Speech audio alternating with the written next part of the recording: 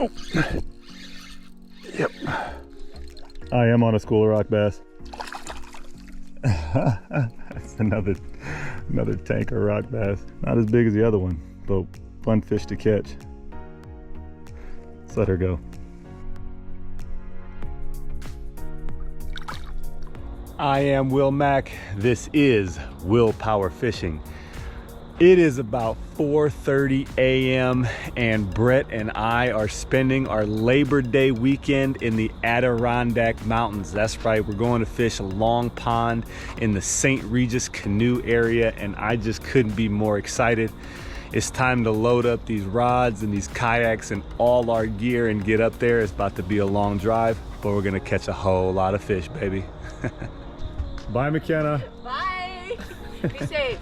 We will, promise. I'll bring it back in one piece. Okay. Let's hope. Well, it took us a while to figure out how to pack all this stuff on. We got 14 rods, 2 kayaks, and enough gear for 3.5 days in the Adirondack Mountains. Looks good. Hey, we look like we catch fish at least.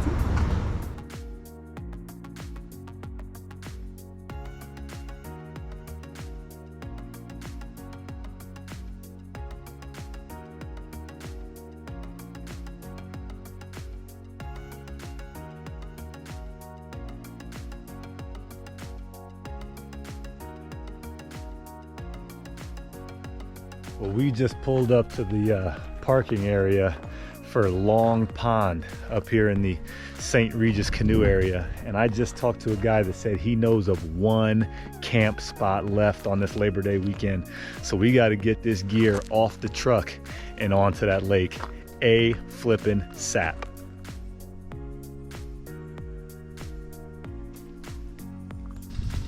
Wheeling the yaks out there, all the gear. Got B-Dub in back. That's what real men look like. We got about a 1/4 mile portage before we hit Long Pond, and hopefully we can secure a campground. Oh.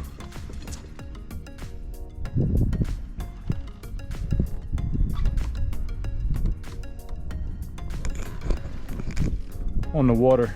Let's get it.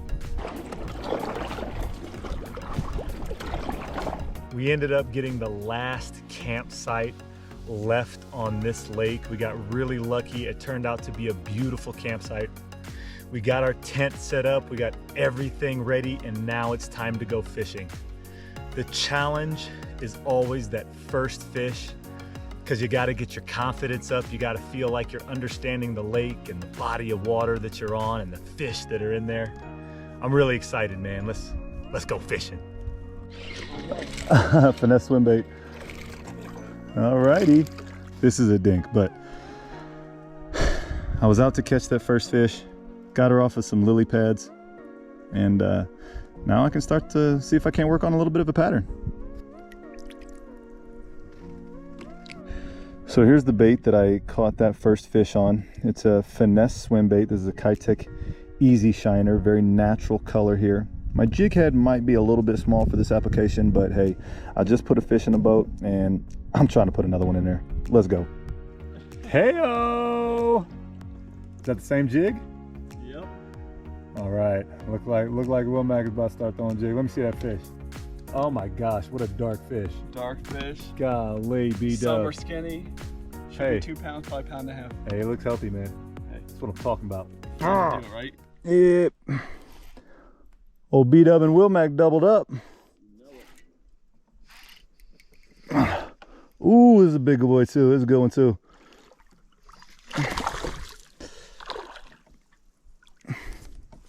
Hey. Board.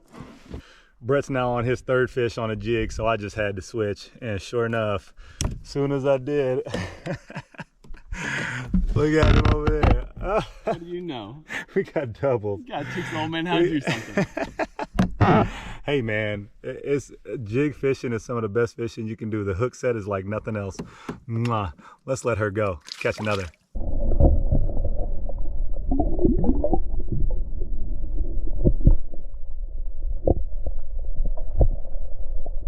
And this right here is a prime example of where a bass would be. You got a little bit of vegetation right in front of a down tree, and then it even drops off 10 or 12 feet of water. So we're gonna just toss our jig in here and see if we can't pull this one out.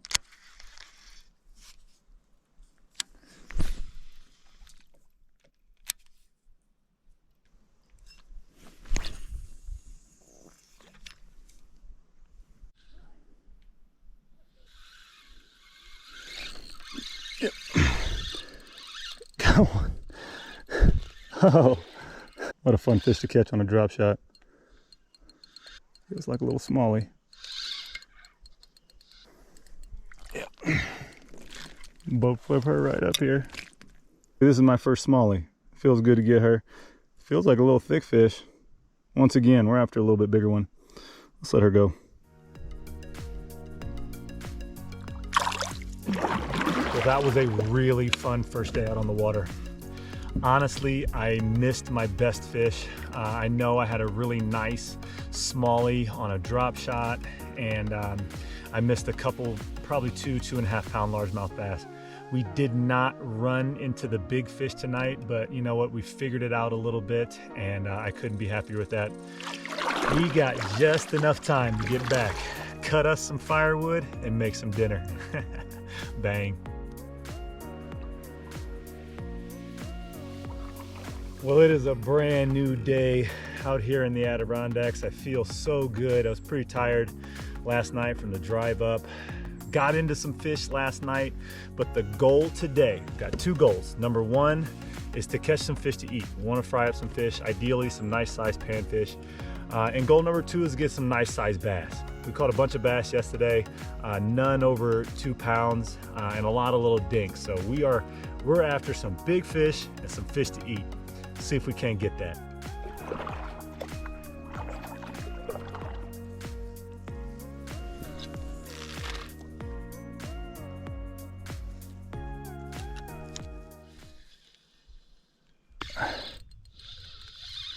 Oh, holy cow beat up. Oh my gosh. This is the biggest rock bass I've ever seen. This right here. Caught him on the drop shot on a Berkley Maxscent flatworm. This right here is the biggest rock bass I have ever seen. A couple videos ago, I thought I'd caught the biggest one I ever caught. This one dwarfs that one. That is a bass mouth on this rock bass. This is considered a panfish, but this is this is an absolute monster. I'm more excited than I should be to catch this nice fish. Oh man, let's get him back in the water and see if we can't catch another big one.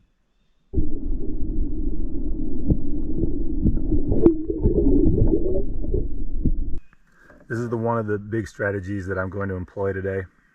Drop shot. It's a drop shot rig. One of the most popular rigs in fishing right now. I have 8-pound fluorocarbon leader, and it's a long leader. I'm probably using at least a 16 foot leader, and I'm using a 5/16 teardrop drop shot weight. I was using 3/16 yesterday, and I just found it to be a little bit light. I got down a little bit quicker. It paid off with that first fish. See if we can't put another nice one in the boat.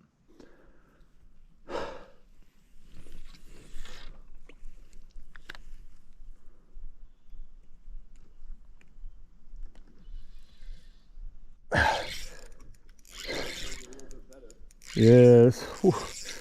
Oh yeah. Oh man, there's a drag ripper right here. Yeah, these fish kind of escaped me yesterday. I think I'm landing them today a little bit. Got on a nice largie. Boom. Oh, that's what I'm talking about, man. Starting the day off right. Man, got a really nice largie, really long fish. Very skinny though, and that is typical for a summertime bass. And up here it is a little bit cooler, which means they are making that fall transition, which means they are trying to put weight back on for late fall and winter. So they are munching. What a beautiful fish, man. Mwah. Let's get her back in the water. Whoa.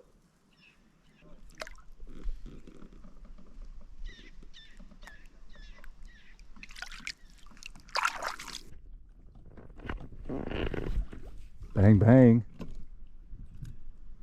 Bang, bang. Beautiful Good fish, one. man. That is a good one. 2-pounder. Yeah.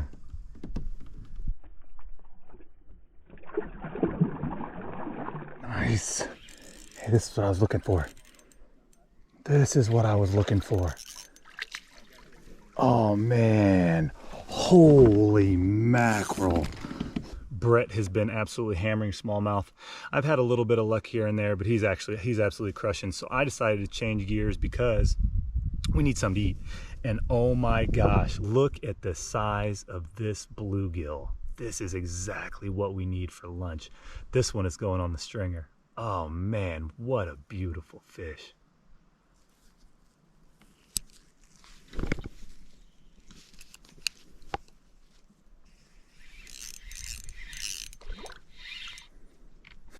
Oh man.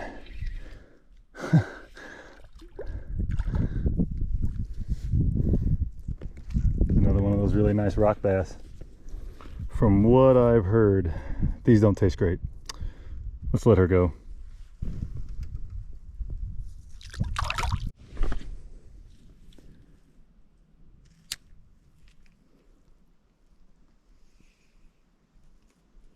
I am crushing.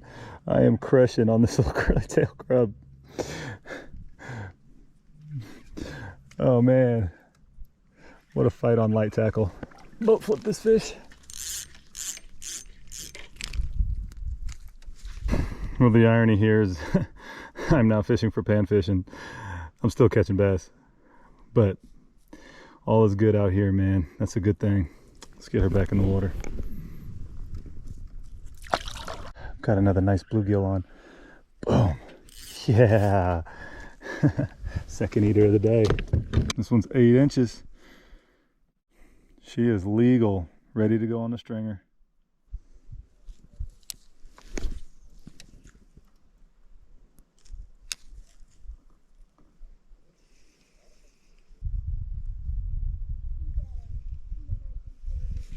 Oh, I am dropping the hammer on these panfish.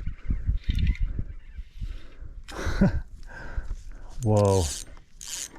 Well, I really have these panfish figured out right now.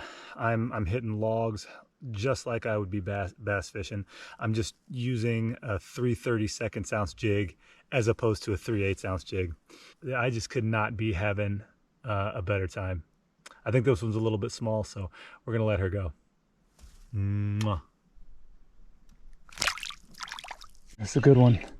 This is another good panfish. Oh man. I watched this one hit it. I am absolutely dropping the hammer on these panfish right now. We should have plenty to eat.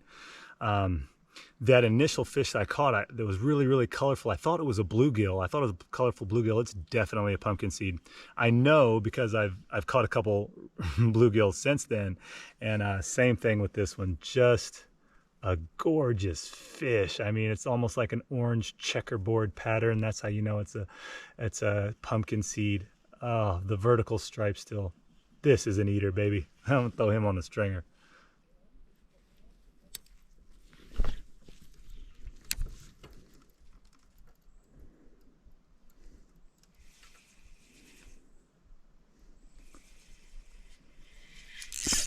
Oh yeah. Oh. Oh yeah.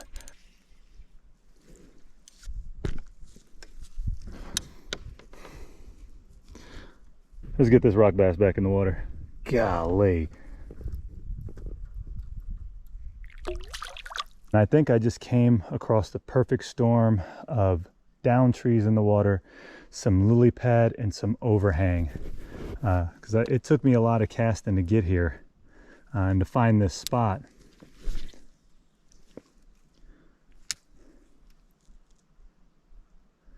But now that I've found it, I have just some quality fish.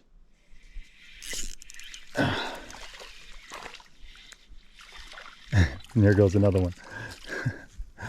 Man, bang, bang.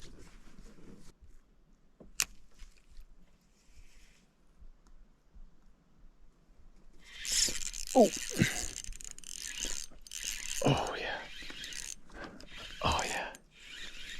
Another really nice pumpkin seed. Yeah. Oh yeah.